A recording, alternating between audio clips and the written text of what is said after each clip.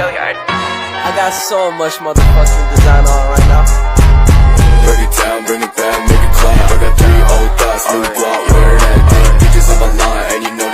Assalamualaikum warahmatullahi wabarakatuh. Kami dari kelas 12B akan mempresentasikan tentang server Sofwitch berbasis SIP. Konsep SIP. SIP adalah standar pensinyalan dan pengontrolan sesi dari paket teleponi yang dikembangkan oleh IETF sebagai bagian dari Internet Multimedia Conferencing Architecture. Suatu signaling protokol pada layar aplikasi yang berfungsi untuk membangun, memodifikasi, dan mengakhiri sesi multimedia yang melibatkan satu user atau lebih. Ini adalah pertukaran data antar user yang meliputi suara, video, dan teks. SIP tidak menyediakan layanan secara langsung, tetapi menyediakan layanan yang dapat digunakan oleh protokol aplikasi lainnya. Untuk memberikan layanan yang lebih lengkap bagi pengguna, misalnya RTF, Real Time Transport Protocol, SDP, Session Description Protocol untuk mendeskripsikan sesi multimedia dengan Megacok, Media Gateway Control Protocol untuk komunikasi dengan PSTN, Public Switch Telephone Network. Fungsi dan operasi dasar SIP tidak tergantung pada protokol tersebut, juga tidak tergantung pada protokol layar transport yang digunakan. Komponen dan protokol SIP. Komponen dan protokol SIP dalam sebuah sistem berbasis SIP dapat diidentifikasikan dengan komponen yang dimilikinya, yaitu elemen klien atau server, dan jaringan individu. RFC 3261 mendefinisikan klien dan server sebagai berikut. Klien adalah setiap elemen jaringan yang mengirim permintaan SIP dan menerima tanggapan SIP. Klien ada kemungkinan tidak berinteraksi dengan manusia. Pengguna agen klien dan proxy adalah klien. Server adalah sebuah elemen jaringan yang menerima permintaan untuk layanan mereka dan mengirimkan kembali tanggapan terhadap permintaan tersebut. Standar SIP terdiri dari 3 komponen utama, yakni yang pertama ada Call Processing Server. Menangani panggilan routing juga memungkinkan untuk komunikasi ke gateway VoIP dan perangkat pengguna akhir. Yang kedua ada Media Gateway, menyediakan antarmuka dengan jaringan non-H323 selain menjadi simpul protokol terminasi.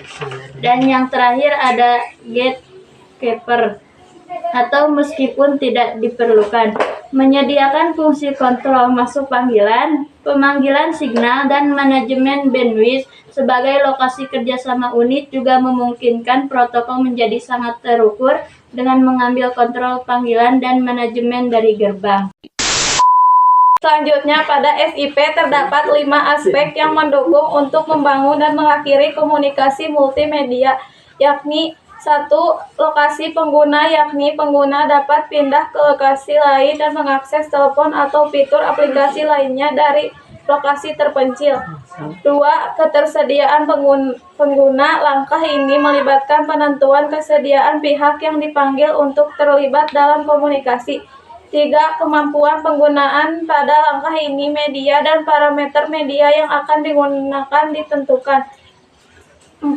Pengaturan sesi adalah point-to-point dan panggilan multi-pantai ditetapkan dengan parameter sesi disepakati. 5. Manajemen sesi. Langkah ini termasuk mutasi dan pemutusan sesi, memodifikasi parameter sesi, dan layanan memohon.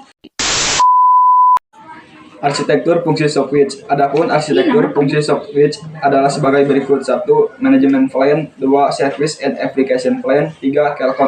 Call control and signaling plane, 4. transport plane. Sedangkan arsitektur jaringan meliputi 1. Application server, 2. Media gateway, 3. signaling gateway.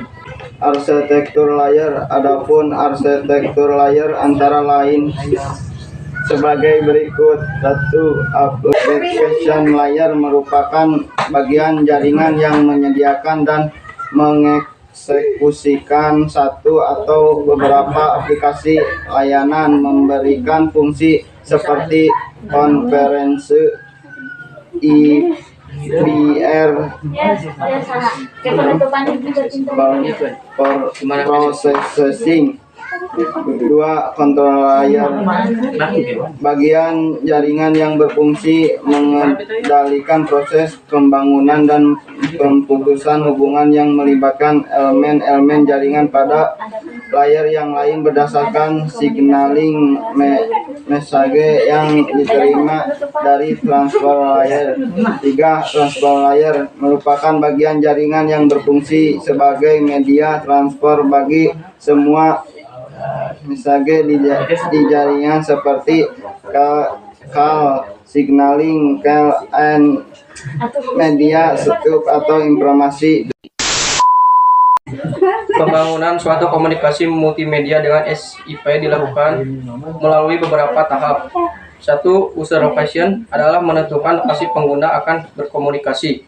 2. User availability adalah menentukan tingkat keinginan pihak user untuk terlibat dalam komunikasi. 3. User capability adalah menentukan media maupun parameter yang berhubungan dengan media yang digunakan untuk berkomunikasi. 4. Session setup adalah pembentuk hubungan antara pihak pemanggil dengan pihak yang dipanggil. Adapun komunikasi lokal adalah sebagai berikut. 1. Komunikasi jarak jauh. 2. Komunikasi internasional. 3. Emergency server. 4. Nomor portability. Kelebihan dari SIP adalah sebagai berikut. 1. General purpose. 2. Arsitektur yang terdistribusi dan scalable. 3. Sederhana. 4. Mobility. Dan 5. Layanan dapat dibuat dengan crossing language.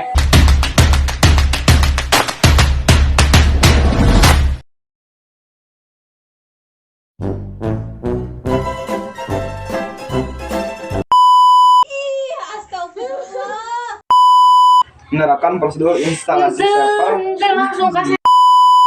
Portability ini terus nomor Arsitektur